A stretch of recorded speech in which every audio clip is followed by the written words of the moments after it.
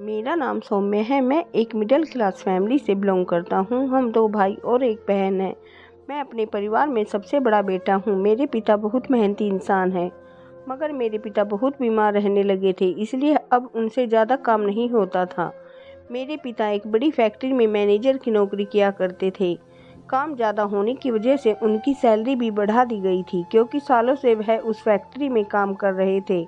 मैं अपने घर में सबसे बड़ा बेटा था, इसलिए घर की जिम्मेदारी मुझे ही उठानी थी। मैं अपने पिता का सहारा बनना चाहता था। मैंने एमए पास की थी, इसलिए मुझे स्कूल में एक टीचर की नौकरी भी मिल गई थी। मैं जवान हो गया था, अब मुझे नौकरी की ज़रूरत भी थी। मुझे सरकारी स्कूल में एक टीचर की नौकरी मिल गई थी और वहाँ पर मेरी सैलरी भी बहुत अच्छी थी। हमारे घर में किसी चीज़ की कोई कमी नहीं थी और हमारी ज़िंदगी बहुत ही खुशहाल गुजर रही थी। मेरे पिता मेरी नौकरी करने से बहुत खुश थे। आखिर उनके कंधों से थोड़ा तो बोझ कम हो गया था।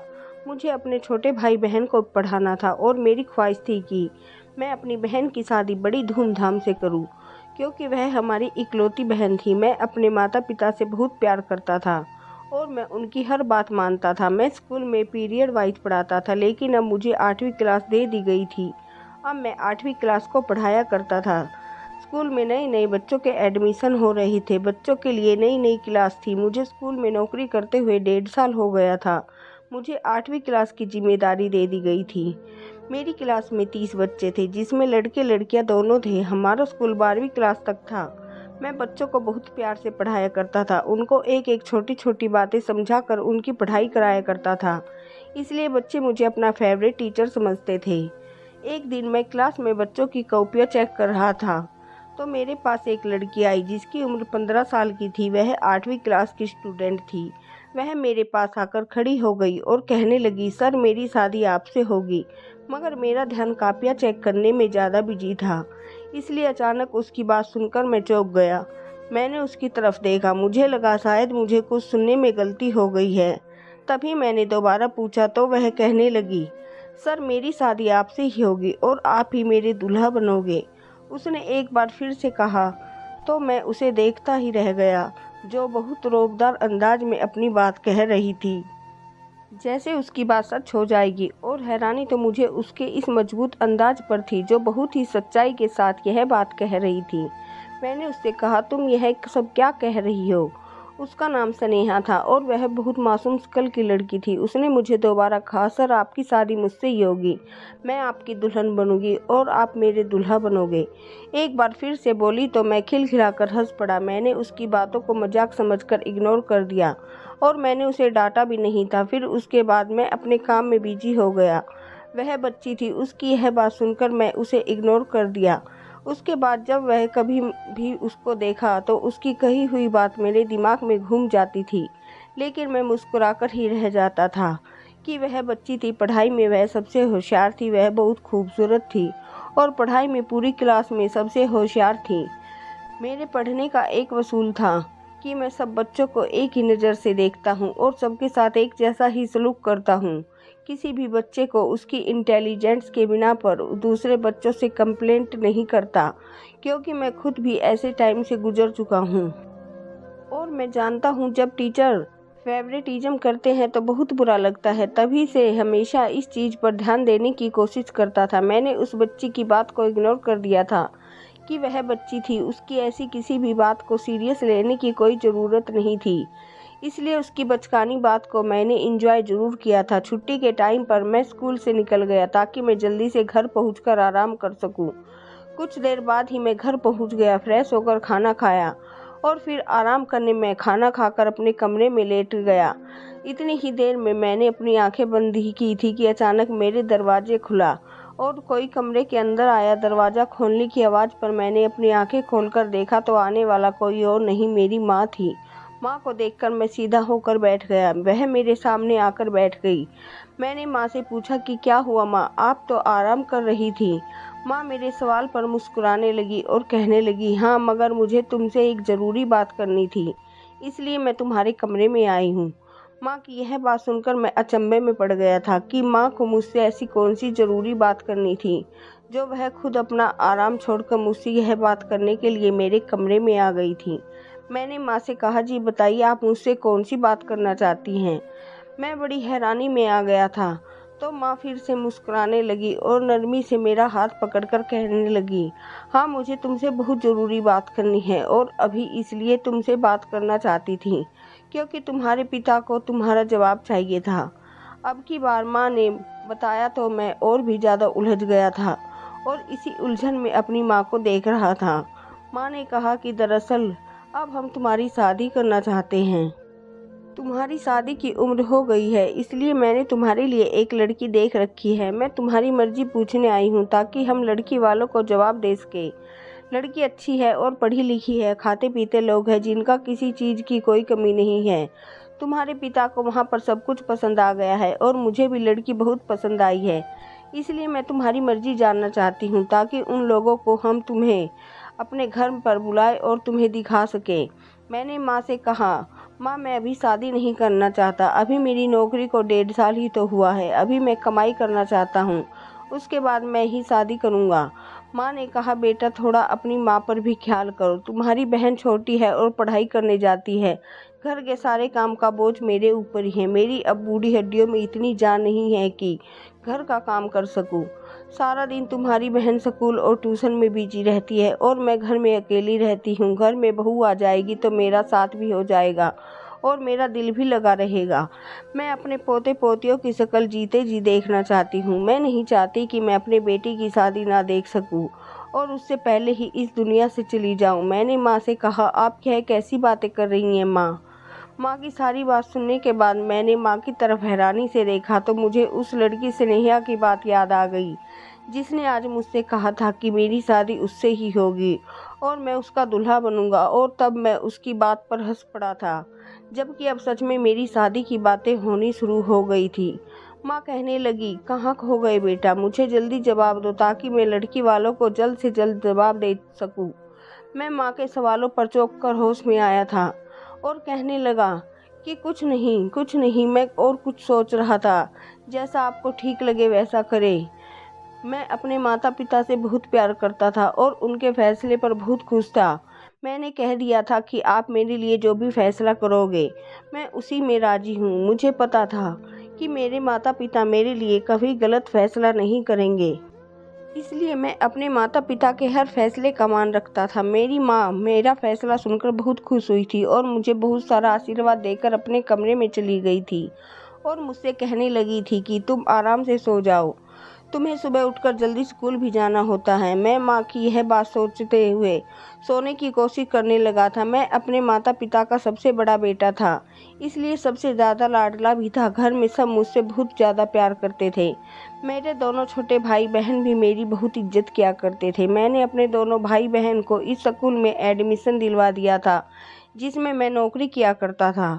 स्टार्टिंग में तो मैंने अपने शौक के लिए टीचिंग करना शुरू कर दिया था। वैसे तो मैं कोई और काम करना चाहता था, लेकिन अभी के लिए यही काफ़ी था। मैंने सोचा हुआ था कि कभी मुझे कोई और अच्छी नौकरी मिल जाएगी तो मैं टीचिंग छोड़कर उस काम में लग जाऊंगा। लेकिन फिर भी अभी हमारे घर में किसी तरह की कोई कमी नहीं थी। पिताजी और मेरी कमाई से घर अच्छी तरह चल रहा था। स्कूल में जॉब करते हुए मुझे 1.5 साल हो गया था। मेरे पिता मेरी इस जॉब से बहुत खुश थे क्योंकि मेरी काबिलियत पर मुझे यह नौकरी मिली थी। मैं बहुत इंटेलिजेंट था, इसलिए स्कूल वालों ने जल्द ही मेरी सैलरी भी बढ़ा दी थी। मैं बच्चों को बहुत प्यार से पढ़ाया करता था। कभी मैं बच्चों के साथ गलत वर्ड यूज नहीं किए थे। स्कूल के सारे लोग मेरी बहुत इज्जत किया करते थे और सारे स्टूडेंट भी मेरी बहुत इज्जत किया करते थे। मेरे पिता को मेरी इस बात की बड़ी खुशी थी। मैंने जल्दी ही जिम्मेदारियों को समझना सीख लिया था। अब मेरी जिम्मेदारी थी मुझे उठानी थी। मुझे 8वीं क्लास को पढ़ाना था। मुझे उन्हें पढ़ाना तो था ही और मैंने बिना किसी ऐतराज की यह जिम्मेदारी ली थी। मुझे बस पढ़ाने से मतलब था, ना कि क्लास चेंज होने से। अब मैं 8वीं क्लास को परमानेंट टीचर बन गया था और 8वीं क्लास के बच्चों को पढ़ाया करता था। स्नेहा फिर से मेरे पास आई और मुझसे शादी की बात पर बड़े मजबूत अंदाज से कहने लगी। मैंने फिर से उसकी बात को हंसकर टाल दिया। यही सोच रहा था कि वह अक्सर बच्चे ऐसी बातें किया करते हैं। मैंने अपने माता पिता को शादी करने के लिए हाँ कर दी थी और लड़की वालों तक मेरे घर जवाब पहुंच चुका था। माँ ने बताया कि कुछ दिनों बाद लड़की वाले मेरे घर मुझे देखने के लिए आने वाले थे, जिस पर मैंने इकरार करते हुए सर हिला दिया था। आज फिर मैं स्कूल में 8वीं क्लास के बच्चों को पढ़ा रहा था, जब अचानक वही लड़की स्नेहा मेरे पास आई और कहने लगी, सर मेरी शादी आपसे होगी और आप ही मेरे दूल्हा बनोगे। मैं उसकी फिर से वही बात सुनकर कुछ हैरान हो गया था, मगर मैंने फिर से हंसकर उसकी बात को टालकर ख़त्म कर दिया था। वो बच्ची है और उस मतलबी बात पर उस बच्ची का मैं क्या करता, सिवाय उसकी बात पर हंसने के। मैंने आज फिर से उसकी बात टाल दी थी और मुझे यह बात कहने के बाद वह फिर से जाकर अपनी जगह पर बैठ गई थी। मेरे दिमाग में भी यह बात बाकी बच्चों में बिजी होकर ख़त्म हो गई थी, मगर आने वाले कुछ दिनों में अच्छे से अंदाज़ा हो गया था कि वह लड़की अपनी बात पर कितनी पक्की थी, क्योंकि वह हर रोज़ मुझे जाकर एक ही बात कहा करती थी कि मेरी शादी आपसे होगी, आप ही मेरा दूल्हा बनोगे। शुरू में मैं उसकी बात को हंसकर मजाक में टाल दिया करता था, मगर आखिर कब तक मैं ऐसा करता, क्योंकि अब हद हो चुकी थी, मेरी बर्दाश्त से बाहर होता जा रहा था। किसी भी दिन मैं उस पर गुस्सा उतार दूंगा। मुझे समझ में नहीं आ रहा था कि वो मुझे रोज रोज एक ही बात क्यों कहा करती थी, और वह भी बेवजह। मैंने एक दिन उसे डांट झपट कर उसको समझा दिया था कि वह आइंदा इस तरह की बात ना करे, लेकिन उसकी फिर भी समझ में नहीं आया था।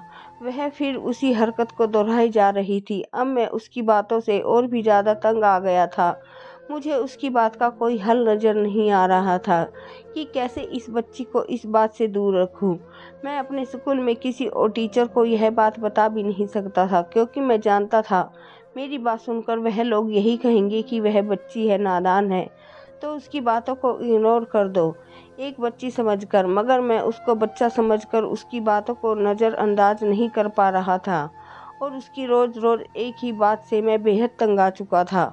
उस दिन भी मैं चेयर पर बैठा हुआ था, अपनी क्लास के बच्चों की कापियाँ चेक कर रहा था, जब वह मेरे पास आई और फिर मुझसे वही बात दोहराने लगी जो वह रोज़ कहा करती थी, और आज मुझसे बर्दाश्त नहीं हुई और मुझे उस पर बहुत गुस्सा आ गया था, जबकि वह मासूम सा चेहरा भरकर मेरे सामने खड़ी हुई थी। मैंने पहले तो उसको प्यार से समझाया, बेटा स्नेहा, बच्चे ऐसी बात नहीं करते हैं, लेकिन फिर उसने वही बात कही जो वह कहा करती थी। अब तो मैं और भी ज़्यादा तंग आ गया था। मैंने उसको डांटा और उससे कहा कि कल तुम अपने पापा को स्कूल में लेकर आना। मैंने गुस्से में उससे कहा तो वह कहने लगी, सर मेरे पापा स्कूल में नहीं आ सकते।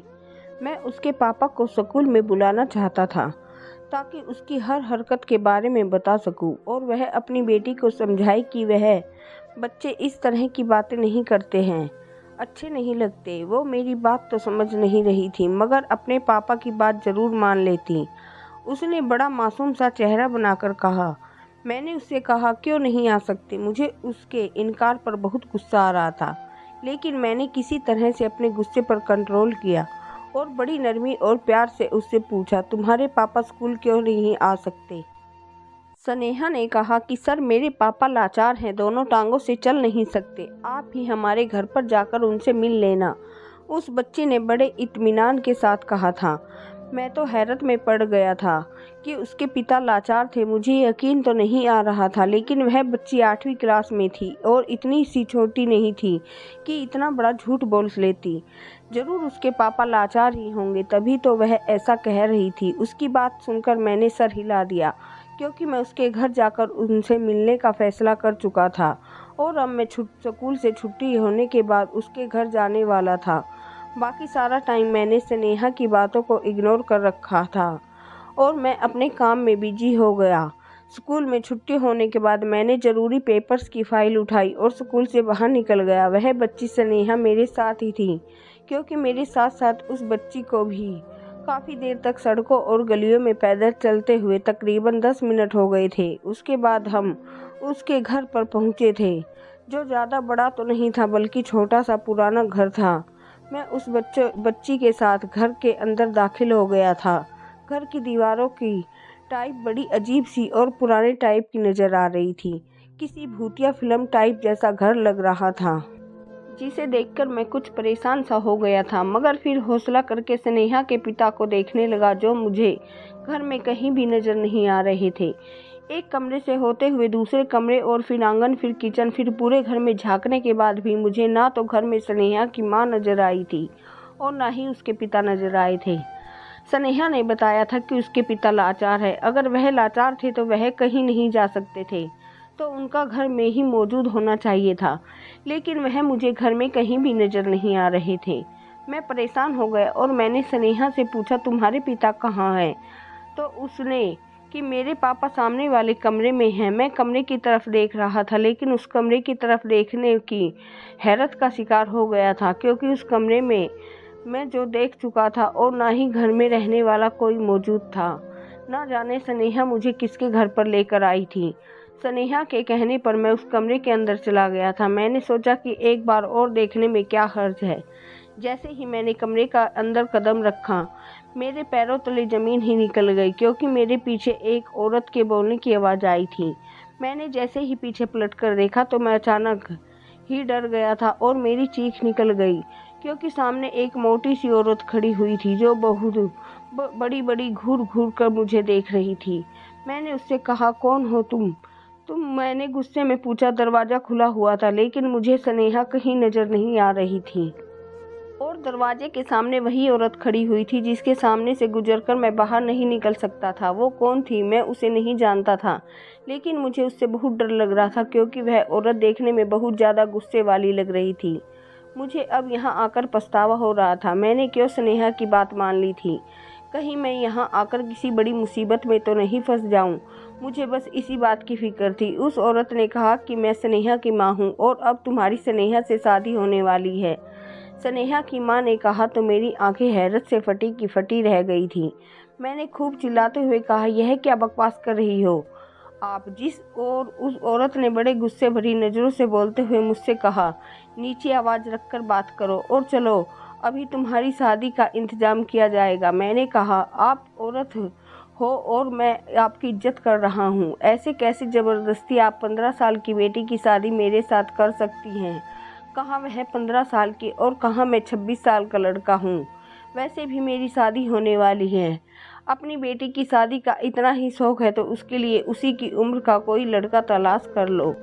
मैं गुस्से भरे अंदाज में कहकर तेजी से बाहर की तरफ जाने लगा था, मगर अभी मैं दरवाजे से बाहर भी नहीं निकला था कि अचानक किसी ने पीछे से कोई जोरदार चीज मेरे सर पर दे मारी। मुझे कुछ समझ नहीं आ रहा था। मेरे सर में इतनी जोर से वह सख्त चीज मारी गई थी कि मेरा सर दर्द की वजह से फटा जा रहा था। मैंने पीछे पलटकर देखा तो स्नेहा की माँ के हाथ में एक डंडा था। उन्होंने मेरे सर पर मारा था। मुझे दर्द बर्दाश्त नहीं हुआ और अगले ही पल मैं बेहोश हो गया था और ज़मीन पर गिर पड़ा था। यह सब इतनी अचानक हुआ कि मुझे कुछ सोचने या समझने का भी मौका नहीं मिला था। मैं न जाने कब तक बेहोश रहा था, मैं नहीं जानता था, मगर जब मुझे होश आया तो मेरा सर इतना दुख रहा था कि मुझे बहुत चक्कर आ रहे थे और सर में जो चीज़ मारी थी उसका असर भी मेरे सर पर मौजूद था। मेरी आंखें भी भारी भारी हो रही थी। मैं अपने सर को दबाते हुए तकलीफ कम करने की कोशिश कर रहा था। मुझे थोड़ा सुकून हुआ तो मेरी आंखों के सामने अपने बेहोश होने से पहले का नज़ारा घूमने लगा। मैं याद करने की कोशिश कर रहा था जहाँ पर मैं था। उस कमरे में बहुत अंधेरा था। मेरी कमर में भी बुरी तरह दर्द हो रहा था। मैंने चारों तरफ देखा तो ऐसा लग रहा था जैसे यह कोई वीरान सा कमरा है जहाँ कबाड़ा भरा हुआ था और वहाँ से बुरी सी बदबू आ रही थी। यह घर नहीं था जहाँ पर मुझे स्नेहा लेकर आई थी, बल्कि यह कोई और ही जगह थी। मुझे अब पछतावा हो रहा था कि मैंने क्यों स्नेहा की बात मान ली थी। मेरे घर पर मेरी माँ मेरा इंतजार कर रही होगी और परेशान होगी। ना जाने कब से इस कमरे में बंद था। मुझे अपनी फैमिली की याद आ रही थी और उनकी टेंशन हो रही थी। मैं बस यही सोच सोच कर परेशान हुआ जा रहा था कि मैं यहाँ पर क्यों आया था। यहाँ से निकलने का मुझे कोई रास्ता भी नज़र नहीं आ रहा था। अगर मुझे पता होता कि इस घर में आने के बाद मेरे साथ कुछ ऐसा हो सकता है तो मैं कभी यहाँ पर नहीं आता। लेकिन सारी बात तो यही थी ना कि मुझे कुछ भी तो पता नहीं था। मैंने अपना फ़ोन देखना चाहा तो मेरा मोबाइल ही मेरे पास नहीं था। मतलब वो औरत मेरा मोबाइल लेकर जा चुकी थी। न जाने वह औरत कौन थी और मेरे साथ ऐसा क्यों कर रही थी। मेरी कुछ समझ में नहीं आ रहा था। मैं तेज़ी से दरवाजे की तरफ बढ़ा और ज़ोर से दरवाज़ा बचाकर उसे खोलने के लिए कहने लगा, लेकिन कोई जवाब नहीं आ रहा था। हार मानकर मैं खुद बैठ गया था और फिर किसी के आने का इंतज़ार करने लगा। न जाने मेरे घर वाले कितने परेशान होंगे। वह मुझे गायब पाकर मुझे ढूंढने की कोशिश ज़रूर कर रहे होंगे। यह औरत कौन थी और यह मेरे साथ क्या करना चाहती थी? कहीं औरत मुझे मारना तो नहीं चाहती थी, मगर वह तो मुझे अपनी बेटी की शादी करने के लिए कह रही थी। मैं इस बात के लिए कभी भी राजी नहीं होता, क्योंकि मैं ऐसा वैसा इंसान नहीं था। मेरे स्कूल में काफ़ी सारी और लड़कियां पढ़ती थी। हमारा स्कूल इंटर तक था और जवान लड़कियां भी मेरे स्कूल में पढ़ा करती थी। मैंने नज़र उठाकर भी अपने स्कूल के स्टूडेंट को नहीं देखा था। मैं सिर्फ उनको पढ़ाता था। मेरा मतलब उनसे सिर्फ पढ़ाई तक ही था और मैं अपने स्कूल के स्टूडेंट की बहुत इज्जत किया करता था। हमेशा उनसे तमीज़ से बात किया करता था। तो मैं कैसे स्नेहा से शादी कर सकता था? वह 15 साल की थी। बाहर दिन था या रात, मुझे किसी बात की कोई खबर नहीं मिल रही थी। ना जाने कितना टाइम मुझे उस कमरे में से गुजर गया था। मैंने कभी सोचा भी नहीं था। कभी उठकर बैठ जाता था क्योंकि मुझे बहुत ज़्यादा भूख लग रही थी। लेकिन वह औरत जो स्नेहा को की माँ बता रही थी, मुझे और यहाँ लाकर कैद करके छोड़कर जा चुकी थी और पलटकर मेरी खबर तक नहीं लेने की कोशिश कर रही थी। यही सब सोच सोचकर तुम्हें और भी ज़्यादा परेशान हो गया था और सो गया था। और जब दोबारा मेरी आँख खुली तो दरवाज़ा खोलने की आवाज़ से खुली। मैंने आँख खोलकर देखा तो सामने वही औरत कमरे के अंदर आई थी। उसके हाथ में एक बैग था जो उसने मुझे थमाकर कहा कि यह लो, खाना खा लो। मुझे भूख तो लगी हुई थी तभी खामोशी से मैंने उस बैग को पकड़ लिया। मैंने उस औरत से पूछा, तुम यह सब कुछ क्यों कर रही हो? तो कहने लगी, अब बहस करके मुझे में हिम्मत नहीं है, क्योंकि तुम्हारी माँ ने मुझसे वादा किया था कि वह तुम्हारी शादी मेरी बेटी से करवाएगी, लेकिन वह अपने वादे को भूल गई और जब मैंने तुम्हारी माँ को याद दिलाया तो वह मुकर भी गई थी। उसे इतनी आसानी से तो नहीं जाने दूंगी मैं। तभी तुम्हें धोखे से घर बुलाया है ताकि तुम्हारी और अपनी बेटी की शादी करवा सकूं। अब यह पेपर पकड़ो और इन पर साइन कर दो। वो औरत बड़े गुस्से से बात कर रही थी। उसने पेपर और पेन मेरी तरफ बढ़ाया। वह मेरी कोर्ट मैरिज कराना चाहती थी। मैंने उसके कहने पर वह पेपर अपने हाथ में ले लिए और जब पढ़कर देखा तो मैं भड़क उठा। मैं समझ गया था कि वह शादी की पेपर है जिस पर एक तरफ किसी लड़की के साइन हुए थे जो शायद स्नेहा के थे। मैंने उस औरत से कहा कि तुम कैसी माँ हो जो अपनी छोटी सी मासूम बेटी को इतने बड़े लड़के के हवाले कर रही हो? तुम अपनी बेटी के साथ इतना बड़ा पाप नहीं कर सकती। अभी वह जवान नहीं है, वह बच्ची है। तुम नाबालिग लड़की की शादी नहीं कर सकती। तुम जानती तो हो कि इस वजह से तुम अरेस्ट भी हो सकती हो, क्योंकि तुम्हारी बेटी की उम्र अभी बहुत कम है। जब तक तुम्हारी बेटी बालिग नहीं हो जाती तब तक तुम उसकी शादी नहीं कर सकती। उस औरत ने कहा कि वह मेरी बेटी है, मैं जैसा चाहे उसके साथ कर सकती हूँ। वह बालिग नहीं है, लेकिन तुम तो बालिग हो। चुपचाप इस पर साइन कर दो। उसने मुझसे कहा, तुम्हारी माँ नहीं तो तुम्हें अपनी माँ से किया हुआ वादा पूरा करना होगा। मैंने कहा कि कभी भी मेरी माँ ने एक 15 साल की लड़की से शादी करने के लिए वादा नहीं कर सकती। मुझे अपनी माँ पर पूरा भरोसा है। उस औरत को गुस्सा आ गया और मुझसे कहने लगी कि क्या तुम्हारी माँ ने नहीं बताया कि यही सच है कि तुम्हारी माँ ने मुझसे वादा किया था कि वह तुम्हारी शादी मेरी बेटी से करवाएगी? और वह बोल ही रही थी कि कितनी देर में उसका मोबाइल बजने लगा और फिर वह फ़ोन उठाकर बात करती हुई मेरी तरफ देखने लगी। उसने मुझसे कहा कि मैं कल फिर आऊँगी और मुझे हर हाल पर इन पेपर्स पर तुम्हारे साइन चाहिए, वरना अच्छा नहीं होगा। वह मुझे धमका कर बाहर निकल गई थी। मैं बहुत परेशान हो गया था। आखिर ये औरत कैसी बातें कर रही थी? अब तो मैं भी सारी सच्चाई जानना चाहता था, इसलिए मैंने वहाँ से भागने की कोशिश नहीं की। मैं जानना चाहता था कि आखिर स्नेहा की माँ उसकी शादी क्यों करना चाहती है। मैंने खाना खाया। वह रात भी मेरी बड़ी बेसुनी सी गुजर गई थी। वो मुझे सिर्फ एक टाइम का खाना देकर ही चली गई थी, शायद इसलिए कि उसकी बात मानकर उसकी बेटी से शादी कर लूं और इन पेपर्स पर साइन कर दूं। मुझे अपनी माँ पर पूरा यकीन था कि वह कभी ऐसा नहीं कर सकती। अगले दिन फिर कमरे का दरवाज़ा खुला और कमरे में औरत नहीं कोई आदमी आया, मगर यह देखकर हैरान रह गया कि वह आदमी व्हील चेयर पर बैठा हुआ था, मतलब कि वह कोई लाचार आदमी था। मुझे अपने पहले ख्याल आया कि कहीं वह स्नेहा का पिता तो ना हो उसने मुझसे अपने बारे में बिना पूछे ही बता दिया कि मैं स्नेहा का पिता हूँ और वह इंसान जिसने मुझे यहाँ पर रखा हुआ था वह स्नेहा की माँ है। वो आदमी लगभग 42 साल का था जबकि उसकी पत्नी की उम्र 37 साल की होगी। मैंने उस आदमी से कुछ पूछने की कोशिश की मगर उसने मुझे चुप कहने को कहा और फिर मेरे किसी भी सवाल का जवाब न दिए बिना ही मुझे अपने पीछे आने का इशारा किया। मैं तेजी से उसके पीछे चल पड़ा।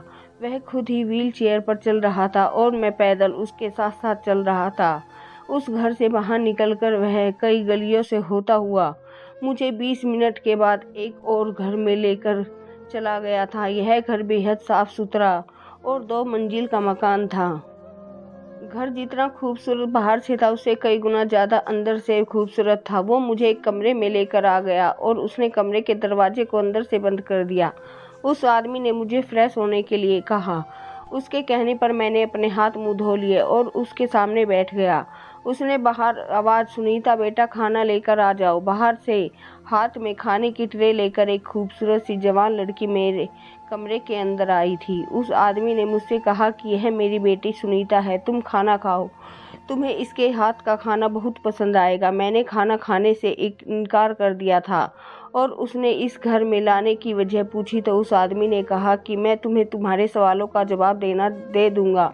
तुम डरो नहीं और बेफिक्र होकर मेरे घर में खाना खा सकते हो। मैंने पहले पेट भरकर खाना खाया क्योंकि मैं काफ़ी टाइम से भूखा था। खाना तो बहुत टेस्टी बना हुआ था। वो लड़की खाना खाने के बाद मेरे आगे से खाने की ट्रे उठाकर बाहर चली गई थी। उस आदमी ने बोलना शुरू किया कि उसने कहा कि मेरी बेटी और मेरी पत्नी की वजह से तुम्हें बहुत परेशानी का सामना करना पड़ा है। उसके लिए मैं तुमसे माफ़ी चाहता हूँ। हो सके तो मेरी पत्नी और मेरी बेटी को माफ़ कर देना। उस आदमी ने मेरे सामने हाथ जोड़ लिए थे। मैंने उसके हाथ पकड़कर इनकार करते हुए सर हिलाया। मैंने उसके हाथ खोल दिए और पूछा कि क्या आपकी पत्नी जो कुछ मेरे और स्नेहा की शादी के बारे में कह रही है क्या वह सच है? मेरे सवाल पर उन्होंने हाँ में सर हिला दिया, जिस पर मेरा रंग उड़ गया था, लेकिन यह पूरी सच नहीं था। उस आदमी ने कहा तो मैं उलझकर उसे देखकर, अगर यह पूरा सच नहीं था तो पूरा सच क्या था? यह सवाल शायद मेरी आंखों में भी उतर आया था। उस आदमी ने कहा कि पूरा सच मैं तुम्हें बताता हूँ। उसकी बात सुनकर मैंने उसकी तरफ देखा जिसे आधे सच की वजह से मैं पिछले कई घंटों से इतनी परेशानी में था। इस बारे में मैं जानने का मेरा हक था। तभी वह बोलने लगे कि मेरी शादी मेरी पत्नी गीता के साथ हुई थी। तुम्हारी माँ और मेरी पत्नी की आपस में काफ़ी गहरी दोस्ती थी। यह दोनों बचपन की सहेलियाँ थी। ये दोनों एक ही उम्र की थी, सिर्फ इन दोनों में 1 साल का फ़र्क था। तुम्हारी माँ की शादी के बाद सबसे पहले तुम पैदा हुए थे। तुम्हारी पैदाइश पर तुम्हारी माँ बहुत ज़्यादा खुश थी क्योंकि तुम लड़के थे और इस बात पर तुम्हारी माँ की खुशी के ठिकाने नहीं थे। उसके 5 महीने बाद ही मेरी बेटी का जन्म हुआ जो अभी खाना लेकर आई थी, सुनीता। तब तुम 5 महीने के थे तो मेरी पत्नी की बेटी पैदा हुई तो वह निराश हो रही थी क्योंकि उसे भी लड़का ही चाहिए था। लेकिन तुम्हारी माँ ने वादा किया था कि सुनीता को अपने बेटे सौम्य के लिए मांग रही हैं। इसी तरह से मेरी पत्नी इस बात से बहुत खुश हो गई थी क्योंकि उन दोनों की दोस्ती रिश्तेदारी में बदलने वाली थी। इसी तरह से तुम्हारी माँ ने जो वादा किया था वह तुम्हारी शादी मेरी बेटी से करेगी। तुम्हारी माँ शायद यह वादा करके भूल गई थी, लेकिन मेरी पत्नी को यह बात अभी तक याद है।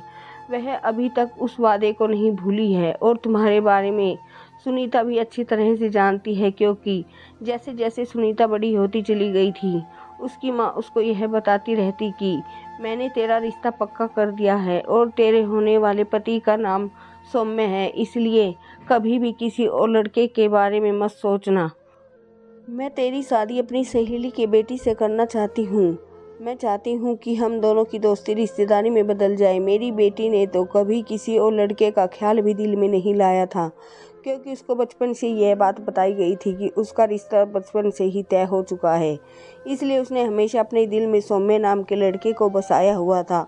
मैं एक बैंक में नौकरी किया करता था। मैंने अपनी बेटी को पढ़ाया लिखाया और उसके कई साल बाद मेरी छोटी बेटी पैदा हुई जो कि स्नेहा थी। वक्त गुजरता रहा लेकिन तुम्हारी माँ ने हमसे बात करने की कोशिश नहीं की। तुम्हारी फैमिली से हमारी फैमिली का मिलना जुलना भी कम हो गया था।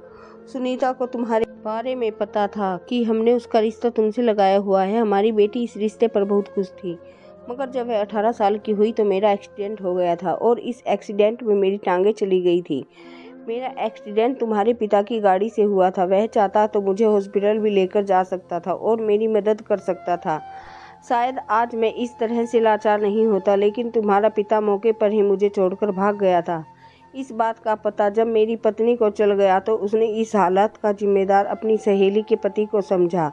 तब उसके दिल में बदले की आग जाग उठी थी। पत्नी की मोहब्बत और दोस्त की मोहब्बत पर अब दाग लग चुका था। मेरी पत्नी ने कहा कि अब वह तुम्हारी शादी सुनीता से ही करा कर रहेगी, ताकि शादी होने के बाद जब वह सुनीता को घर में बहू बनने के बाद उसे तुम्हारी माँ को परेशान करने के लिए कहे तो जैसे तैसे लड़ झगड़ कर वह तुम्हारे पिता की सारी जायदाद सुनीता के नाम करवा ले।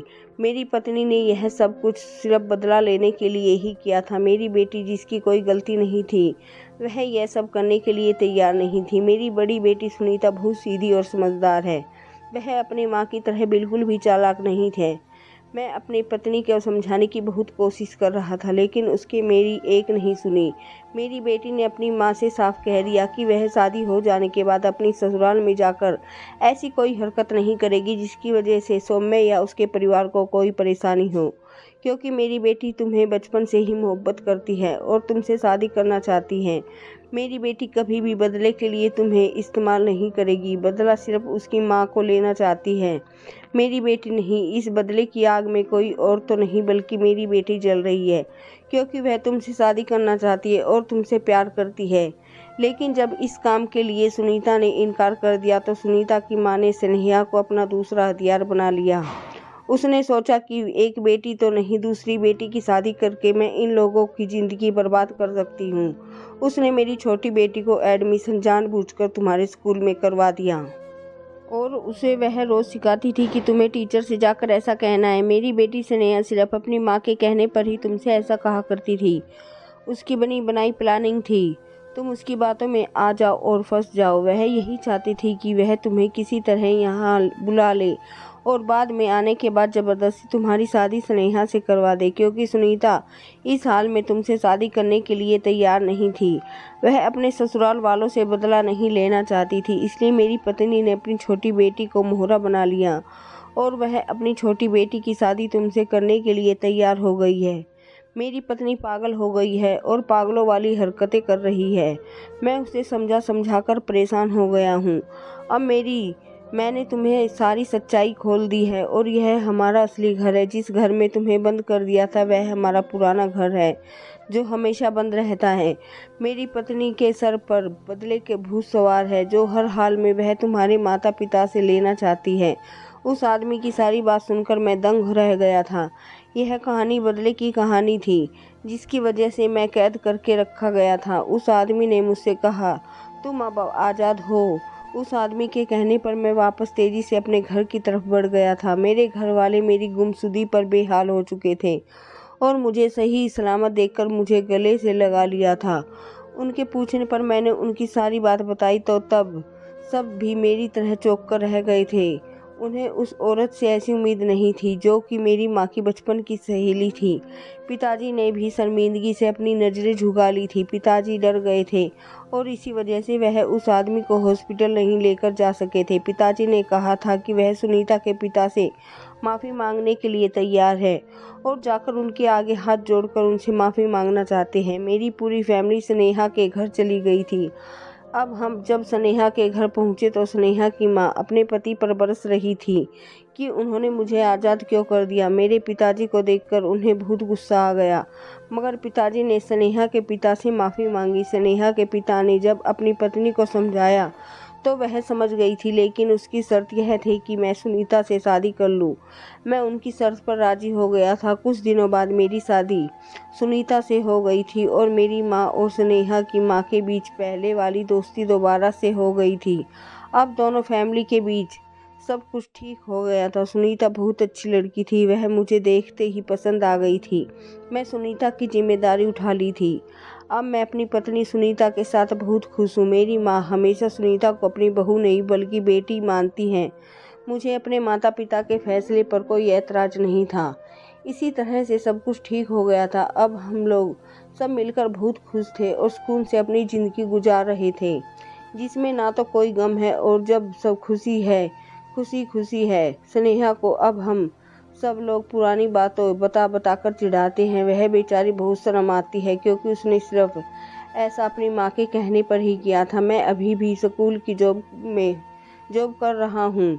मेरी शादी के बाद मेरी माँ और सुनीता की माँ के बीच उसकी बचपन की दोस्ती और भी ज़्यादा गहरी हो गई। अब तो स्नेहा भी काफ़ी बड़ी हो गई है। अक्सर बचपन की बातें याद आती है तो खूब हंसकर उसको तंग करते हैं। ज़िंदगी में कभी भी बदला लेने के लिए हमें इतना हद तक नहीं गिरना चाहिए कि सामने वाले को हम इतना ज़्यादा परेशान कर दें। याद रखें कि कभी भी कोई ऐसा फैसला ना ले जिससे आपके बच्चों की ज़िंदगी पर बुरा असर पड़े। स्नेहा की माँ ने उसे हमेशा गलत सीख दी थी। अपना बदला किसी और से लेने के लिए इस हद तक ना गिर जाएं कि बच्चा अपने बचपन में ही बिगड़ जाए। बच्चों को हमेशा बच्चों की तरह ही ट्रीट कीजिए, उन्हें बड़ा बनाने की कोशिश ना करिए। दोस्तों, उम्मीद करती हूँ आपको हमारी कहानी पसंद आई होगी। कहानी पसंद आई हो तो वीडियो को लाइक करें, चैनल पर नए हैं तो चैनल को सब्सक्राइब करें।